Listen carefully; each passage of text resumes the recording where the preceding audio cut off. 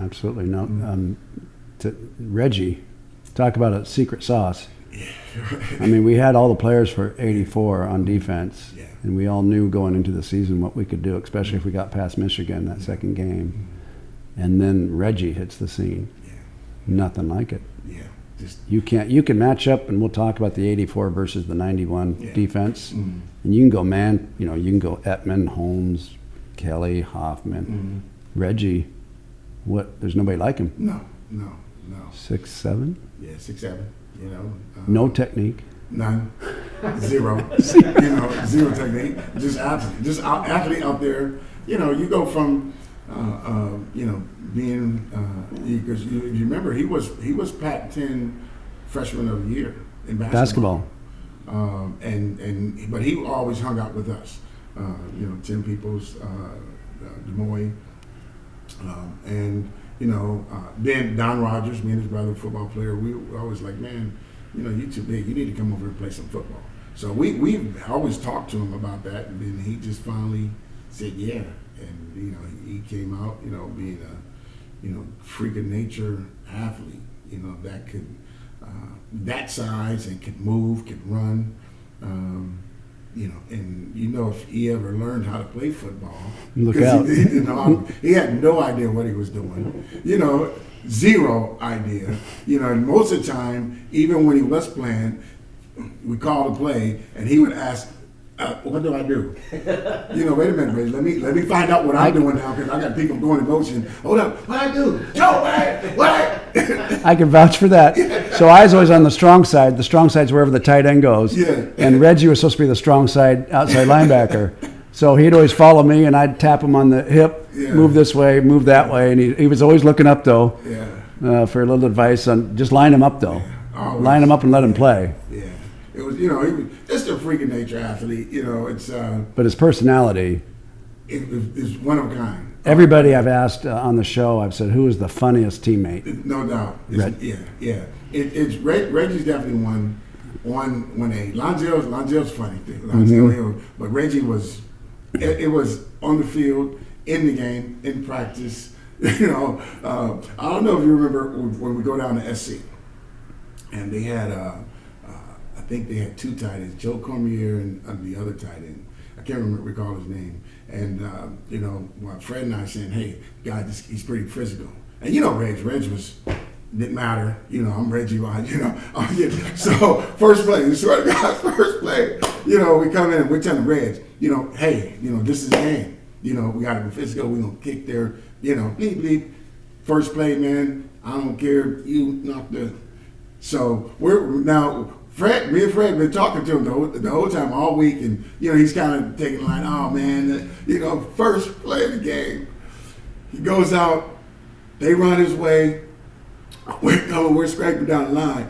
Reggie gets up on the ground. His helmet is this way, and I think it was Joe Cormier. His helmet was this way, and me and Fred said, "We told you, man, he was pretty good."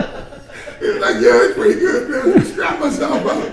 Oh, man, he was hilarious. But, he still had a good game, man. But it's 1,000 stories with Reggie, man. Reggie's a funny guy, but he was talented.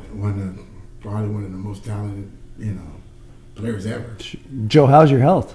My health is I'm talking knees, hips, brain, shoulders. I just come back, we talked earlier, just come back from the Cleveland Clinic. Where they now NFL alumni they take them up there for a three-day assessment, and when I say it's a full body assessment, I was blown away. Can I just stop you for a second? Mm-hmm. So your last season in the NFL was? I retired in '97. 97. You're 57 or 58 years old? I'll be 57 this year. 57 this year. Mm-hmm. Okay, so. Yeah. X amount of years after retirement. Yeah, and you're playing football, so here aches and pains. I was really my biggest concern. I have an arthritic elbow, right elbow, and I have arthritis in my spine. Then I have stenosis. But I was, we can deal with that. I was really concerned, with my, with my brain, obviously because of what's going on and. I was really put at ease because when I say they CAT scan, everything. I could see the vessels in my eyeballs. And everything was great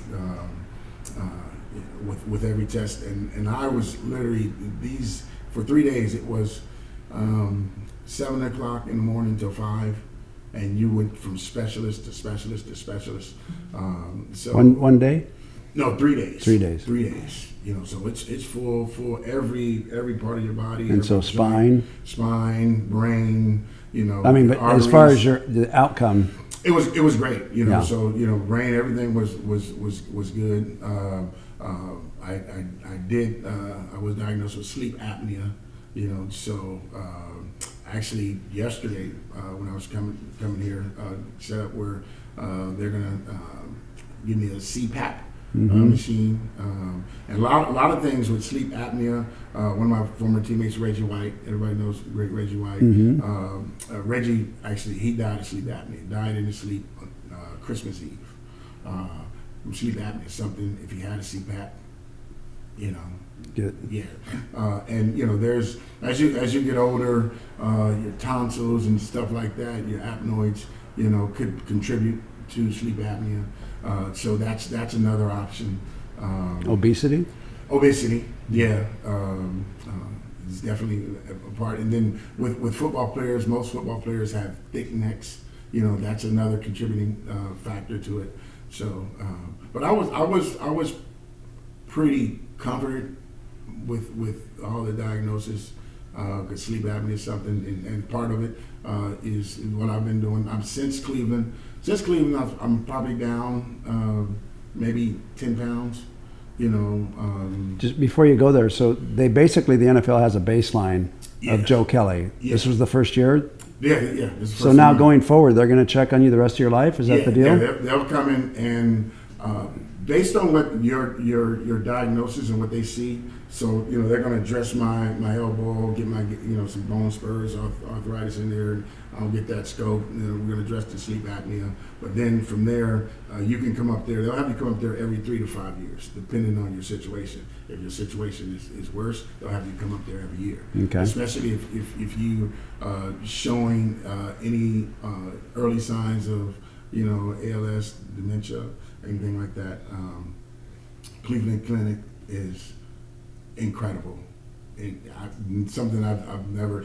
Cleveland Clinic. It's a city within Cleveland. They have their own area code. They have their own police department. And it's just a conglomerate of some of the best physicians in the world. So every whether or not it's your ear and throat, whether or not it's internal, you have the best internal guy, the best elbow guy here, the best, the best of the best. So, they've been doing it now. I want to say maybe about 8 years, and it's really, I think it's something that was long overdue, because even players that played before me, older guys, didn't have this. These guys just kind of suffered. So with that and being able to actually get help, and even a lot of the programs, a lot of the benefits the NFL had just recently enacted, because most older guys, when you think of guys that played in the 70s and retired in the 80s, their retirement is basically paying for medicine, to get by every day. Now, there's benefit packages that pays for all their medical needs, health needs, supplemental income. So here, these guys that can at least retire and die in dignity, and guys, play with Anthony Munoz, one of the greatest offensive tackles. USC, and Anthony. Most Anthony ever made was $400,000. Then this is arguably the greatest tackle. Well, to a lot of people right now, that sounds like a lot. But you're saying 400 versus what would he be making now if he was that top guy? We probably making $20 million annually. So big difference. And he was a head and shoulders above. Yeah, no comparison. The best. Yeah. So you think of those guys and retirement. Guy like Anthony, I think Anthony played 11 years. Both of them, we played 11 years. So you're looking at here, back then those guys were probably getting a pension of 24,000. So now it's way more than double, almost quadruple that. At what age do you get your pension? You can start at 55. You can start as early as 45. But most guys take it at 55, anytime after 55, but you have to take it by 65. So, their NFL's done a lot to really help, a lot of veterans. Just to clarify, you say the Cleveland Clinic, it's specifically the NFL. Yes. Okay. Yeah. Just to make sure people understand. They just partnered up with the NFL. So that aspect of it, but they're there for everybody, But the Cleveland Clinic now and the NFL had partnered up eight years ago because you had these when you look at the Pittsburgh Steelers, all guys from the 80s, 70s, 80s, Webster that committed suicide, Terry Long, have four or five of those guys I played against, and all of these guys killed themselves. And just with the connection of CTE and all that stuff, kind of, the onus was on the NFL to say, okay, here, let's think about the guys who paved the way.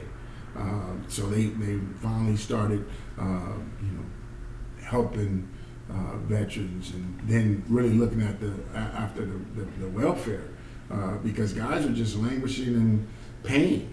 And you look at the guys, a lot of guys getting, hooked on opioids and stuff like that. And, now, with medicinal marijuana, I have a friend, Reggie Rogers. Reggie's Ivy League guy, played his whole career, 14 years with the Bengals. Was a councilman, vice president of Walt Disney. Reggie's had heart attack, stroke. He was stretching and severed his aorta stretching. Literally, and it wasn't he was at a restaurant in Florida where he was retired, and the owner just kind of seen him in the chairs, kind of like, and called an ambulance and got him to pretty much saved his life. But he was he's had over 30 operations on his knees. Football related. All the aorta? Yeah. Because all the weightlifting, or? Well, what happened, because of he's had over 30 knee surgeries. One of his right knee actually had rejected, I want to say at least 12 knee replacements. So now his right leg is 5 inches shorter than the other one. So it doesn't have a knee, it's just a massive knee. So it's straight, and can't bend it. But he was literally taking 29 pills a day just to alleviate some of that. And because of how contorted his body was, because of the shortness of the leg, that resulted in the way he was stretching, and it overstretched, and it actually snapped. The aorta snapped from his heart valve.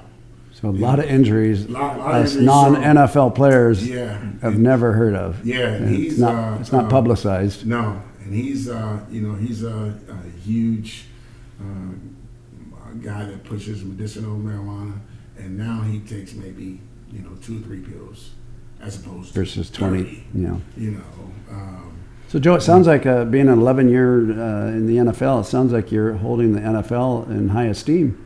For what they're doing. For now. Right. Now. So, we're talking like currently now. So I wouldn't say 5 years ago, I probably wouldn't have said this. Okay. But there's a lot of things with the new collective bargaining agreement, really, helping guys who are older than me, that I've seen and I play with that.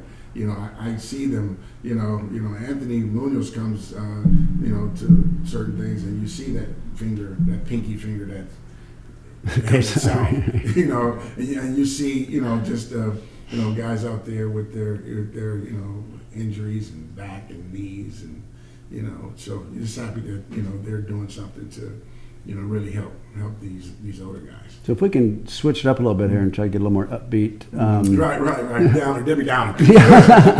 No, that's good to know though. Yeah. The fact that it's changed in the last 5 years is refreshing. everybody knows we played Oklahoma in the Orange Bowl. Yeah. Barry Switzer was the coach. Didn't you have a relation with Barry recently, or one of his players? Or yeah. So can you tell us about that? Yeah, Rickey Dixon, who was a safety, played against him. I think he might have been a sophomore when we beat him in the Orange Bowl. So Rickey and I was Bengals first round pick '86. He was a Bengals first round pick in '87. So it's kind of been first round picks and him kind of we're talking and expectations, so on and so forth. But look out for the pitfalls and and when I say similar guys, he and Reggie Rogers, sort of same mentality, same nothing was ever. So we all knew Reg. Nothing was ever that serious. Everything, whether or not it was class, whether or not it was learning defense, it's laid back. It was fun. It was fun, and that was Rickey. And, in the games, as a safety, go motion. Joe, what I do? This is NFL, so, but Rickey, just carefree attitude, one of the nicest guys you could ever meet. But when I say this guy can play some football, and when this guy, pound for pound, I put him right there with Tim Peoples. But he was 179 pounds. He should have never played safety. And he didn't have the frame, But he come and he and I played together, obviously on the Bengals together, and then we reunited in '93 and we played on the Raiders together. Okay. And he was a guy that just sacrificed his body. Our last year he and I were playing Buffalo in the AFC Championship, and every time we played against a team that had a guy from Dallas, Rickey was from Dallas. He was Mike Irvin. Mike Irvin went night. He told Mike before the game, "I'm gonna knock you out," and knocked him out. He told Thurman Thomas, "I'm gonna get you." Just because he's from Dallas. Dallas, because those guys had stature, but Rickey, he never really got the limelight that those guys had. But he's from Dallas. He's from Rickey, Dallas. but he didn't get the same love. Okay. Yeah. So anytime we played somebody and they had Dallas, he was gonna get them. So here we're playing Buffalo, and he called Thurman Thomas out. And we're coming in and we're playing, and it's 38 below zero. And I'm scraping, and I got a bead on Thurman. So I'm about to hit him, and it was just a blur. Just came in, and I seen, and all you just heard, and you just seen sparkles and paint. Wow. Thurman Thomas went that way. Rickey went that way, and he's out. He's out. And I don't know he's out initially. Then I'm You're celebrating. Yay! Great hit. And it's just like he ate a pack of white donuts because his lips is all white, right? And I'm like, oh shit, he's knocked out. And he wakes up, and he's like, Joe Kelly, did I get him? I said, you got him, Rick. He tried to stand up and. So we always bonded, and wanted to keep it light because he wind up, I want to say 2012, got diagnosed with ALS. I actually went to his 40th birthday, flew down there and was fine. It was literally maybe 4 weeks after that, he was on the treadmill and he just fell. Wife took him, he got diagnosed with ALS, and so that was the first symptom. Yeah, he literally just fell, and it ravaged his body. So just kind of. How long did he live from the time it was diagnosed? From 12 to he died. I went to his funeral in July of 20. And Barry Switzer. So Barry, his college coach. His college coach would come in, and there was a couple of times that he was visiting Rickey in Dallas the same time I was. So just kind of shared some stories and some funny stories with he and Rick. And at that time, by that time Rickey really only could move like his right thumb, but he could talk on the little machine. Technology is awesome, So. But would you and Barry have any banter regarding the Orange Bowl, or? Yeah. So at the funeral. So here, of course. Now, can I preface this real quick? Yeah. Okay, so at the Orange Bowl, we just put the game away. Mm-hmm. We went ahead, and there's not much time left. Mm-hmm. They had a chance to drive maybe and score twice in X amount of minutes. Blah, But- blah, blah, blah, blah. But yeah, it wasn't exactly. happening against us. So the guy, Danny Bradley's throwing the ball out of the end zone. It gets tipped. And Joe and I quite often, I was like 5 or 10 yards behind Joe on defense. So, and so many times I can tell you, I could see the ball coming, and it's like, it's coming to me, but then Joe would get it. Because, proximity. Proximity, yeah. Uh-huh. And so this ball is just a duck. He's a duck. It's a duck, but it's going to win the Orange Bowl, which is a dream, come true for me. And Joe catches it, and I'm like, okay, go down, Joe, go down. And there's 2 offensive linemen, and I'm thinking, holy God, these guys have a beeline. And I'm thinking, go down. And I said, Joe's not going down. Joe's going to take him on. I said, now I'm looking for the fumble, right? And Joe gets spun like a pinball. Yeah. Didn't have there was no thought of going down or making a move. No. You were taking him on. I would take him on. Joe takes on. He was there at the funeral too. Go ahead. I'm sorry? The big guy that hit me was at the funeral. Oh, he was? Okay. This gets better. So they spun Joe like a pinball, and you're talking about a guy that runs a 4.5, and I said on the field it's a 4.3, so that's it. We win. We want to celebrate with Joe Kelly. And Joe Kelly has the ball, and he's running. He jumps up. He doesn't lay there. He jumps up and takes off running a 4.3, and we're trying to chase him to celebrate. Nobody can catch him. And he runs straight over to Barry. Yeah. And he goes, F you, right in his face. Yeah. And I thought, oh my Lord, I wish I was Joe Kelly. I don't think I could have. I would have laid on the ground and taken it in. I sure as heck, I probably would have handed the ball back to the ref. No. Joe went straight beeline for Barry Switzer. Yeah. I don't know if you had an issue with them or if it was just your emotion took over. Well, is that? But you know how they were. Yeah. That week they were the most arrogant son. And like, where do you think we're from? We just gonna walk in here and, on the boat. We could have fought we beat you on the boat. Then we gonna beat you in the game. But as today, but it was their arrogance and, because he was totally everything that DJ wasn't. That was Barry. Barry, DJ was over here and Barry was at the bar with whiskey. On the boat. And DJ was trying to shut us down from drinking. Yeah, but Barry's having a double. Yes, yeah. With the cigar, quadruple, yeah. Playing blackjack next to Mimo. Yeah. So, it was just that arrogance. And, here, and we wanted to, we didn't want to beat them. But Don also taught us during the week, we never talked smack about the opponent. We never did what we call locker room material. Yeah. But they were talking up a storm, all day, and we were like, let's just wait till kickoff. Yeah. So, it's one of those, in your face, So you told Barry in '85, January 1st, around, 8 o'clock Eastern time, you told him to F.O. Yeah. And then you saw him years later. Yeah. And we talked a little bit, but it wasn't at the funeral. So it was mostly Oklahoma guys talking. And then, so Barry's right in front. He goes and talks. So I go up and grab the mic. So we're in a big church, people, and it's all Oklahoma. Oklahoma hat, and I'm the only Husky. So I said, well, first I need to apologize, to Oklahoma. I need to apologize to you, Mr. Switzer. For kicking your ass in the 85 Orange Bowl. This is the funeral.